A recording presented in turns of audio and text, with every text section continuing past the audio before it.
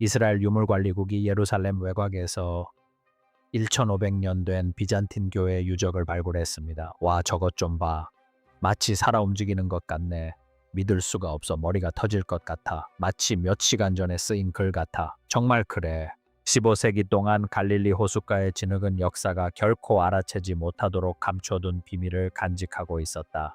학자들은 예수께서 제자들에게 하신 모든 말씀이 이미 잉크로 기록되어 성경 페이지 안에 봉인되어 완전하고 변함없이 보존되어 있다라고 믿었습니다. 그러나 그 가정은 틀렸을지도 모릅니다.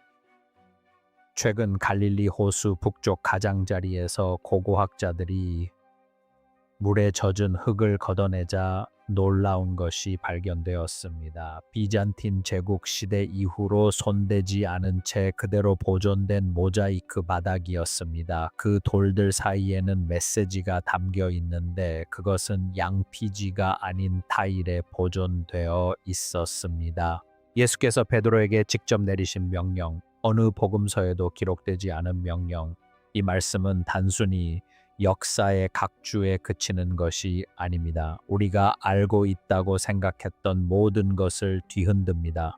그리고 그 의미가 완전히 이해된다면 기독교 신앙의 근본을 재고하게 만들 수도 있습니다. 해안가의 두꺼운 진흙 아래에서 전설은 사라지지 않았습니다. 여러 세대에 걸쳐 지역 어부들은 똑같은 기이한 이야기를 전해왔습니다. 심한 가뭄이 들면 조각된 돌들이 잠시 물 위로 떠오른다고 했습니다. 어떤 이들은 진흙 속에 깊이 묻힌 거대한 구조물, 시간 속에 사라진 큰 집에 대해 속삭이듯 이야기했습니다. 마침내 새로운 고고학자 팀이 위험을 무릅쓰고 조사에 나서기로 했습니다. 그들은 보물이나 금을 찾는 것이 아니었습니다. 훨씬 더 찾기 어려운 무언가를 찾고 있었습니다. 성경에 다른 어떤 마을보다 많이 언급되었지만 지도에서 완전히 사라진 마을을 말입니다. 발굴 작업은 찌는 듯한 여름 더위 속에서 시작되었습니다. 공기는 젖은 흙과 썩은 식물의 악취로 가득 차 있었다. 그 작업에는 화려한 구석이 하나도 없었다. 고되고 끊임없는 노동이었다. 호수물이 참호로 들어오는 것을 막기 위해 펌프는 쉴 새 없이 가동되었다.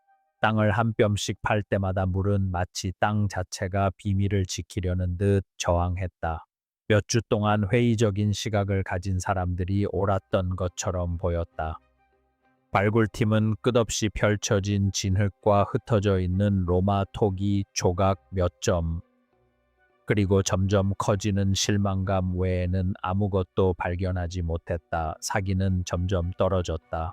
그러다 모든 것이 바뀌었습니다. 자원봉사자의 텔이 단단한 무언가에 부딪혔습니다. 흙을 다지는 둔탁한 소리가 아니라 날카롭고 분명한 쨍그랑 소리였습니다. 금속이 돌에 부딪힌 소리였습니다. 팀은 작업을 멈추고 손으로 주변을 정리하기 시작했습니다. 회색 진흙층을 조심스럽게 긁어내면서 말입니다. 처음에는 선이, 그 다음에는 모서리가, 그리고 벽이 드러났습니다. 이것은 아무렇게나 쌓아 올린 돌무더기가 아니었습니다. 정확하고 의도적으로 완벽한 90도 각도로 지어진 구조물이었습니다. 발굴이 진행될수록 그 진정한 규모는 더 이상 무시할 수 없게 되었습니다. 어부의 오두막이 아니었습니다. 거대했습니다. 벽은 두꺼웠고 수세기를 견딜 수 있도록 지어진 듯했습니다. 더 깊이 파내려 가자 또 다른 세부 사항이 드러났습니다. 재단이 세워졌을 법한 반원형 공간, 바로 그 특유의 곡선이었습니다. 하지만 이곳은 평범한 교회가 아니었습니다. 웅장하고 복잡하며 놀랍도록 오래된 건축 양식을 자랑했습니다. 그리고 모두를 놀라게 한 것은 바로 이 건축물이 고대 순례자들이 베드로의 집이 있었다고 주장했던 바로 그 자리에 서 있었다는 사실이었습니다. 수년간 역사가들은 그러한 기록을 일축해 왔습니다. 그들은 순례자들을 길을 잃은 여행자, 관광객으로 치부하며 실제 베드로의 집터는 수마일 떨어진 마른 땅 위에 있다고 주장했습니다. 그러나 엘라라지의 진흙은 전혀 다른 이야기를 들려주고 있었습니다. 발굴팀이 15세기 동안 쌓인 때를 조심스럽게 씻어내자 그들의 손길 아래에서 색깔들이 피어나기 시작했습니다. 붉은색, 파란색, 노란색의 모자이크 바닥이 놀랍도록 온전한 모습으로 드러났습니다. 모두가 유적을 파괴할 것이라고 예상했던 바로 그 진흙이 정반대의 결과를 가져왔다. 그것은 마치 타임캡슐처럼 유물들을 밀봉하여 날씨, 침입자, 심지어 진군하는 군대로부터도 보호해 주었습니다. 하지만 가장 위대한 발견은 건물 자체가 아니었습니다. 바닥에 기하학적 무늬 속에 새겨진 무언가였습니다. 마치 서기 500년에서 그곳에 서 있는 사람들에게 직접 말을 거는 듯한 메시지 하나의 글귀였습니다. 자, 이제 믿기 힘든 부분이 시작됩니다. 그들이 지금까지 발견한 것은 미스터리의 빙산의 일각에 불과했습니다. 모자이크 타일을 계속 청소하던 팀원들은 문득 깨달음을 얻었습니다. 이 교회는 맨 땅 위에 지어진 것이 아니었습니다. 훨씬 더 오래된 무언가 위에 세워진 것이었습니다.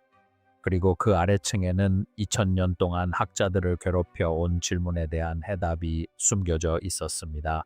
이 시점부터 발견은 훨씬 더 어두운 방향으로 흘러갔습니다. 사도들의 수도. 이 모자이크가 왜 그토록 중요한지 이해하려면 먼저 그 위치를 알아야 합니다. 이곳은 예루살렘도 아니고 나사렛도 아니었습니다. 바로 베다였습니다. 성경을 아는 사람이라면 이 이름이 낯익을 것입니다. 베세더는 베드로, 안드레, 필립의 고향이었고 예수님께서 맹인을 고치신 곳이며 5,000명을 먹이신 기적이 일어난 곳이기도 합니다. 여러모로 베세더는 초기 사도운동의 중심지 역할을 했습니다. 하지만 베데스다는 또 다른 다소 섬뜩한 사실로도 알려져 있습니다. 이곳은 예수께서 공개적으로 저주하신 단 세 도시 중 하나입니다. 마태복음에서 예수께서는 베데스다를 향해 너희에게 화가 있을지어다 라고 말씀하시며 심판하셨습니다. 기적을 목격하면서도 회개하지 않는 도시를 꾸짖으며 지옥으로 떨어질 것이라고 경고하셨습니다. 그리고 역사는 그 경고대로 일이 벌어졌음을 보여줍니다. 4세기경 베타는 유령 도시가 되었습니다. 지도에서 자취를 감췄습니다. 로마 작가들은 더 이상 베시더를 언급하지 않았습니다. 마치 땅이 도시 전체를 삼켜버린 듯 했습니다. 거의 2000년 동안 베시더가 실제로 어디에 있었는지에 대한 의견 일치는 이루어지지 않았습니다. 두 곳이 베시더의 위치를 놓고 경쟁했습니다. 하나는 인상적인 유적이 가득한 바위투성이 언덕인 에텔이었지만 어촌 마을이라고 하기에는 물가에서 너무 멀리 떨어져 있었습니다. 다른 하나는 바로 이 발굴 작업이 진행되고 있는 습지 해안가인 엘라지였습니다. 논쟁은 매우 치열했습니다. 어떤 학자들은 한쪽이 맞고 다른 쪽이 틀렸다는 것을 증명하기 위해 평생의 경력을 바치기도 했습니다.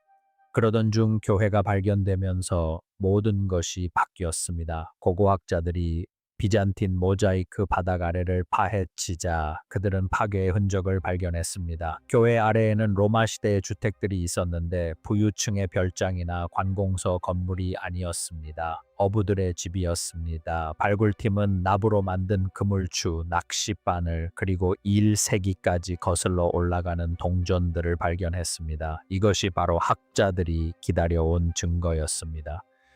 예수님이 살아계셨던 바로 그 시대에 활발하게 활동했던 어촌 마을의 존재를 발견한 것입니다. 그것이 바로 결정적인 증거였다. 하지만 그 발견을 더욱 불안하게 만드는 반전이 하나 더 있었다. 이 교회의 건축 방식은 우연이 아니라 집착의 결과물이라는 이야기를 들려준다. 비잔틴 건축가들은 교회를 아무렇게나 세운 것이 아닙니다. 그들은 놀라운 정확성을 기해 특정 가옥 유적 위에 전체 구조물을 정확히 자리 잡게 했습니다. 그리고 이는 당연히 다음과 같은 질문을 던지게 합니다. 왜 하필 이곳일까요? 고대 사회에서 평범한 어부의 집 위에 거대한 성당을 짓는다는 것은 그곳이 특별한 의미를 지니고 있다는 것을 보여주는 사례입니다. 5세기 건축가들은 바로 이 장소를 보호하기 위해 상당한 노력을 기울였습니다. 그들은 원래 방 주변에 보호벽을 쌓았고 옛집의 흙바닥을 단순한 잔해가 아닌 신성한 물건처럼 여겼습니다. 모든 세부 사항이 같은 결론을 가리킵니다. 건축업자들은 자신들이 서 있는 곳이 바로 피터의 집이라고 완전히 확신했습니다. 회의론자들은 비잔틴인들이 단순히 추측했을 뿐이라고 주장할지도 모르지만 고대인들의 기억은 우리가 흔히 생각하는 것보다 훨씬 더 신뢰할 만했습니다. 사람들은 오늘날 우리처럼 지도나 기록에 의존하지 않았습니다. 그들은 살아있는 기억에 의존했습니다. 할아버지들은 손자들을 이곳으로 데려와 교회의 반석이 있었던 곳이라고 이야기해 주었습니다. 엘로르에서 발견된 유물들은 놀라운 사실을 시사합니다. 저주에도 불구하고 도시가 사라졌음에도 불구하고 소수의 신도 공동체가 남아 있었습니다. 그들은 이곳을 지켰고 그 정체를 비밀로 유지했으며 대대로 지식을 전승해 왔습니다. 그리고 마침내 제국이 기독교화되었을 때 그들은 수세기 동안 기다려왔던 일을 실행에 옮겼습니다. 그들은 그곳에 영원히 남을 기념비를 세웠습니다. 하지만 이 기념물은 단순한 기념비로 지어진 것이 아닙니다. 그것은 일종의 금고였습니다. 그리고 그 금고 안에는 수세기 동안 전해지도록 봉인된 문장이 담겨 있었습니다. 그 문장은 우리를 예수께서 제자들에게 직접 말씀하셨던 그 순간으로 되돌려 놓습니다. 하지만 상황은 그렇게 간단하지 않습니다. 왜냐하면 그들이 바닥에 박아 넣은 것은 주일학교에서 배우는 성경 구절이 아니었기 때문입니다. 돌들은 곧 침묵을 깨뜨릴 참이었습니다. 비잔틴 법전. 모자이크 이야기로 돌아가 봅시다. 보건 전문가들이 조심스럽게 먼지와 부식층을 제거하자 그리스 문자가 드러나기 시작했습니다. 팀원들은 카메라 플래시를 터뜨리고 심장이 두근거리는 채로 주변에 모여들었습니다. 고대 그리스어 전문가가 즉시 불려와 현장에서 비문을 번역했습니다. 비문은 주교에게 바치는 공식적인 헌사로 시작됩니다. 특별할 것 없는 내용입니다. 하지만 그 후 어조가 바뀝니다. 본문은 베드로를 언급하는데 단순히 가볍게 부르는 것이 아닙니다. 그를 하늘의 사도들의 우두머리이자 사령관이라고 부릅니다. 이 구절은 매우 중요한 의미를 지닙니다. 신학에서 언어는 결코 우연이 아닙니다. 여기에 사용된 특정한 그리스어 단어들은 엄청난 무게를 지니고 있습니다. 그것들은 계급, 권위, 명확한 명령 체계를 암시합니다. 5세기경 바로 이 갈릴리 시골에서 베드로는 수많은 제자 중 한 명이 아니라 최고 지도자로 여겨졌음을 시사합니다. 이는 기독교에서 가장 오랫동안 논쟁이 되어온 권위라는 문제의 핵심을 건드리는 것입니다. 가톨릭 교회는 베드로가 초대 교황, 즉 교회의 초석이었다는 믿음에 그 정당성을 두고 있습니다. 반면 많은 개신교 전통은 베드로가 단지 여러 동등한 사람들 가운데 한 명의 지도자였을 뿐이라고 주장하며 정반대의 입장을 취합니다.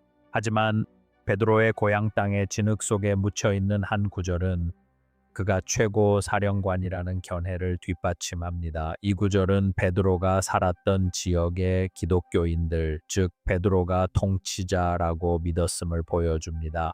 더 나아가 이 비문은 베드로를 천국 열쇠를 가진 자로 지칭합니다. 이 구절은 예수께서 베드로에게 천국 열쇠를 주셨다고 전해지는 순간을 직접적으로 가리킵니다. 그러나 모세는 이 익숙한 구절에서 끝나지 않습니다. 그리고 바로 이 지점에서 이야기는 정말 놀라운 반전을 맞이합니다.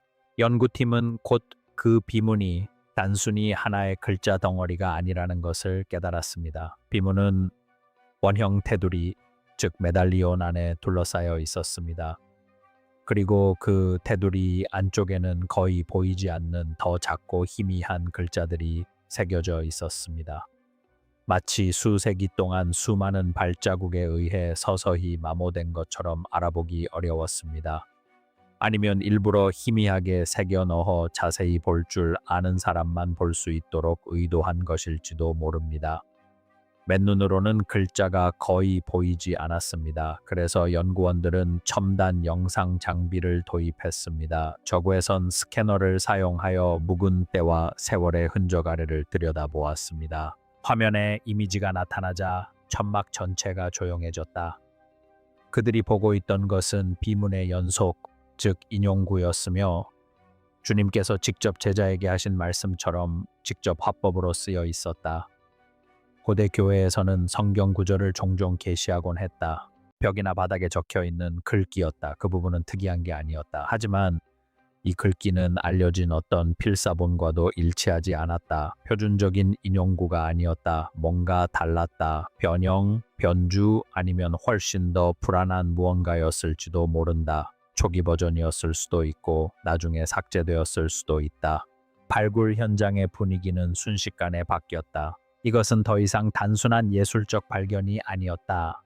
연구팀은 바로 그들이 서 있는 곳에서 불과 몇 걸음 떨어진 곳에서 2000년 전에 이루어졌던 대화의 기록으로 보이는 것을 마주하고 있었다. 그 말들은 개인적이고 은밀했으며 동시에 성경에 기록된 그 어떤 것과도 다른 우주적인 역할, 즉 사명을 암시하고 있었다. 스캔 결과는 아무도 예상치 못한 것, 바로 천국 자체의 준비 과정을 보여주었다. 저구에선 스캔 데이터가 처리되자 언어학자들은 작업에 착수했다. 그들은 모자이크의 희미한 안쪽 고리 안에 숨겨진 깨진 글자들을 조심스럽게 복원했다. 조각조각 맞춰지니 하나의 문장이 완성되었다. 그 내용은 대략 이랬다. 내가 하늘을 준비하러 가니 내 집을 지키라. 잠시 생각해 보십시오. 내 집을 지키라. 요한복음에서 예수님은 베드로에게 내 양들을 먹이라고 말씀하십니다. 마태복음에서는 베드로를 교회가 세워질 반석이라고 부르십니다. 그러나 신약 성경 어디에도 예수님이 베드로에게 내 집을 지키라고 말씀하신 적은 없습니다. 그리고 두 번째 구절 내가 하늘을 예비하러 간다를 생각해 보십시오. 우리는 요한복음 14장에 나오는 내가 너희를 위하여 처소를 예비하러 간다라는 비슷한 구절을 알고 있습니다. 하지만 이 표현은 다르고 그 차이가 중요합니다. 이는 책임 분담을 암시합니다. 예수님은 다음 일을 준비하기 위해 떠나시고 베드로는 남은 것을 지키는 파수꾼처럼 남겨집니다. 여기서 중요한 질문이 제기됩니다. 그 집은 정확히 무엇일까요? 만약 그것이 단순히 교회를 비유하는 것이었다면 그 표현은 그렇게 강렬하지 않았을 것입니다. 하지만 이 비문이 발견된 장소를 생각해 보십시오. 교회는 바로 그 집, 베드로의 집 위에 세워졌습니다. 만약 고대 전승이 단순히 베드로가 그 집에 살았다는 것만을 의미하는 것이 아니었다면 어떨까요? 만약 그 전승이 예수님이 베드로에게 여기 머물러라 라고 명시적으로 말씀하셨다는 것을 의미한다면 어떨까요? 이곳을 지켜라. 이곳이 바로 닻이다. 이 생각은 학자들이 아그리아라고 부르는 것과 일맥상통한다. 아그리아는 예수의 말로 여겨지지만 고대 문헌에는 남아있는 성경에는 포함되지 않은 말들이다. 이러한 말들은 수십 가지가 존재한다. 어떤 글귀는 기이하고 어떤 글귀는 깊은 감동을 줍니다. 하지만 주요 순례지의 바닥에 영구적으로 새겨진 글귀는 특별한 의미를 지닙니다. 이는 베다 사람들이 복음서 저자들이 기록하지 않기로 선택한 어떤 것을 기억하고 있었음을 시사합니다. 그리고 내 집을 지키라는 구절은 베드로의 역할을 바라보는 우리의 시각을 바꿔놓습니다. 그를 관리자나 책임자로 묘사하는 것이 아니라 보호자, 파수꾼, 무엇으로부터 지키는 수호자로 묘사합니다. 바로 여기서 추측이 시작됩니다. 초기 기독교 신앙에서 성지는 본래 평화로운 곳이 아니었습니다. 오히려 전쟁터였습니다. 이곳은 적대 세력을 끌어들이는 곳, 보이지 않는 세력이 가장 강력하게 저항하는 곳으로 여겨졌습니다. 초기 전승에 따르면 악령은 신성한 땅을 혐오한다고 여겨졌습니다.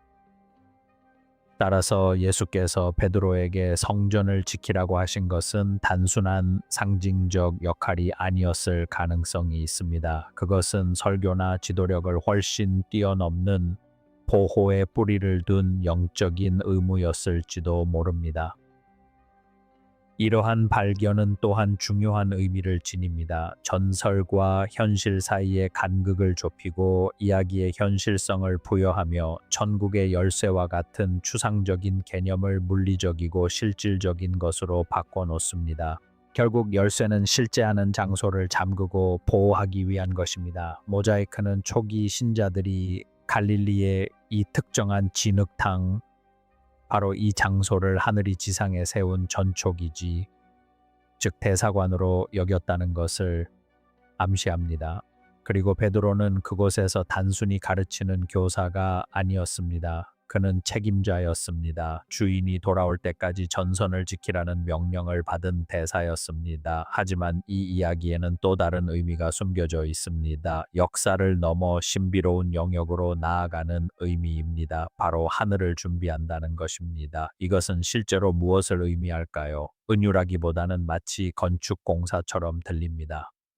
하늘 자체가 아직 완성되지 않은 것처럼 말입니다.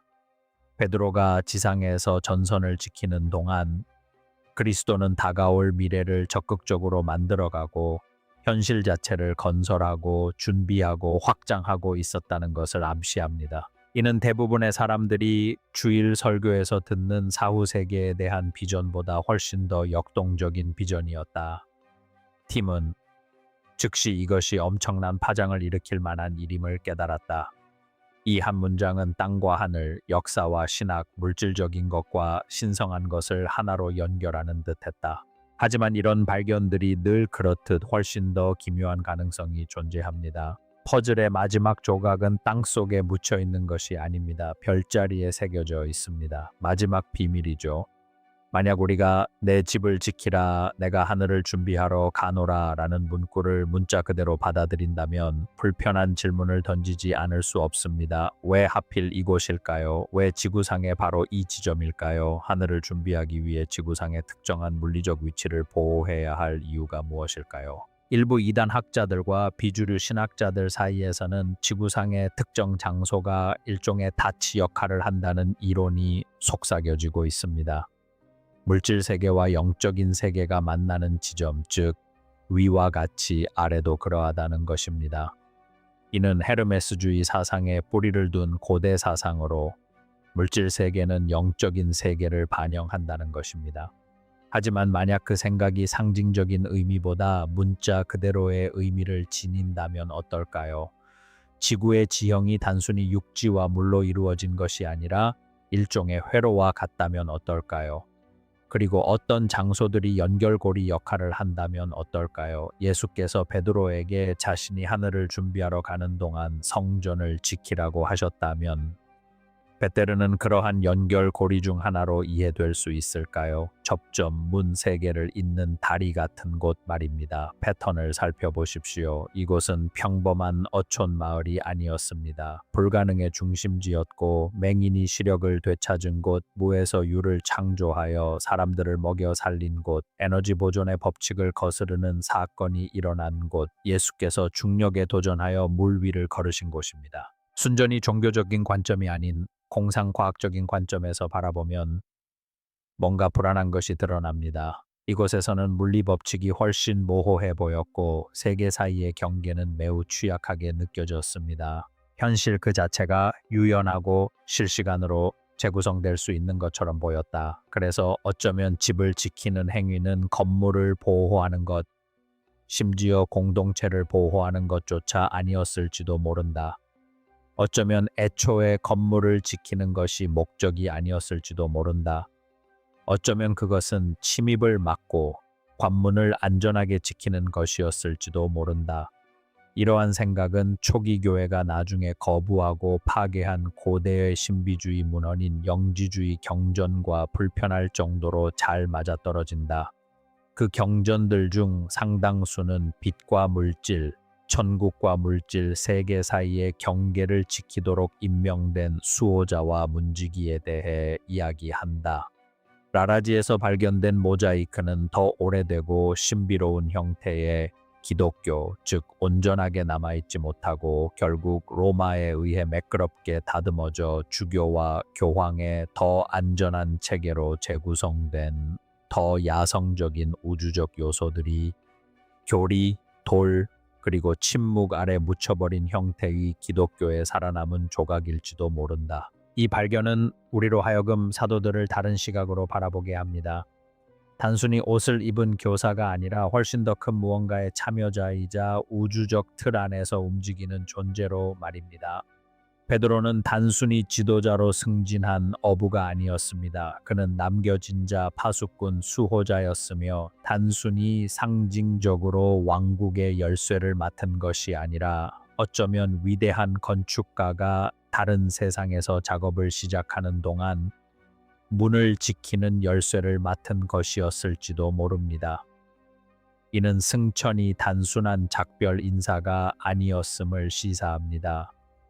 그것은 떠남이었고 누군가는 문턱을 지키기 위해 남아야 했습니다. 그리고 소름 끼치는 사실이 드러납니다. 교회는 적들에 의해 파괴된 것이 아니었습니다. 8세기에 발생한 지진으로 교회는 마치 땅 자체가 비밀을 봉인하듯 통째로 삼켜졌습니다. 1000년이 넘는 세월 동안 베드로의 집은 사라졌거나 잊혀졌거나 무방비 상태였거나 혹은 의도적으로 숨겨져 있었습니다. 이제 그 집이 다시 모습을 드러냈습니다. 이 타이밍은 우연이 아닌 것 같다. 오히려 의도적인 것 같다. 어쩌면 이 메시지는 피터만을 위한 것이 아니었을지도 모른다. 우리 모두를 위한 타임캡슐이었을지도 모른다. 집을 지켜라. 기초를 보호하라. 침입을 감시하라. 현장은 다시 덮였지만 그 말들은 이미 세상에 드러났다. 이제는 되돌릴 수 없다. 신호가 전송되었습니다. 자, 이제 질문입니다. 만약 예수님이 베드로에게 성경에 기록되지 않은 지시를 내리셨다면 우리가 놓치고 있는 다른 것은 무엇일까요? 아니면 이것은 그저 아름다운 바닥일까요? 여러분의 생각을 알려주세요. 더 많은 숨겨진 역사에 관심이 있으시다면 좋아요와 구독을 눌러주세요.